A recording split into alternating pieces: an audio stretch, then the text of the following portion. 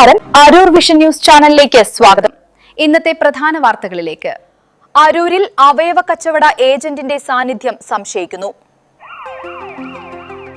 Aroor Vision News. അവയവ കച്ചവടം. അരൂരിലെ വാടക വീട്ടിൽ പോലീസ് റെയ്ഡ്. അന്വേഷണം ഊർജിതം. സംസ്ഥാനത്ത് വൻ വിവാദമായ എറണാകുളം അവയവ കച്ചവട കേസുമായി ബന്ധപ്പെട്ട് അരൂരിലും പോലീസ് പരിശോധന. അരൂർ ഇല്ലത്തുപടിക്കവലയ്ക്ക് സമീപമുള്ള ആശാരിപ്പറമ്പിൽ വീട്ടിലാണ് പോലീസ് റെയ്ഡ് നടത്തിയത്. ഈ വീട്ടിൽ വാടകയ്ക്ക് താമസിക്കുന്ന രാജേഷ് എന്ന വ്യക്തിക്ക് അവയവ കച്ചവട മാഫിയയുമായി ബന്ധമുണ്ടെന്ന സംശയത്തെ തുടർന്നായിരുന്നു നടപടി. റെയ്ഡ് നടന്നത് മണിക്കൂറുകളോളം. എറണാകുളത്തെ അവയവ കച്ചവട കേസിലെ പ്രതികളെ ചോദ്യം ചെയ്തതിൽ നിന്നും ലഭിച്ച സൂചനകളുടെ അടിസ്ഥാനത്തിലാണ് പോലീസ് അരൂരിലെത്തിയത്. ഇന്നലെ ആരംഭിച്ച പരിശോധന ഇന്ന് രാത്രി 7 മണിവരെ നീണ്ടുനിന്നു.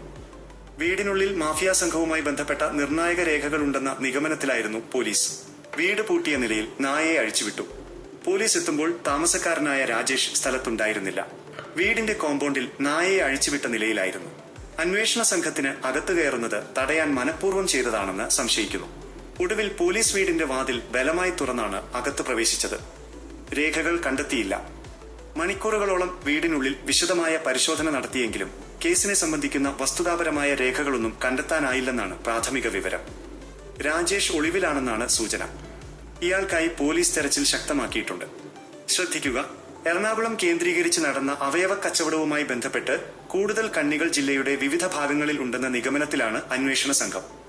വരും ദിവസങ്ങളിൽ കൂടുതൽ പരിശോധനകൾ ഉണ്ടായേക്കും.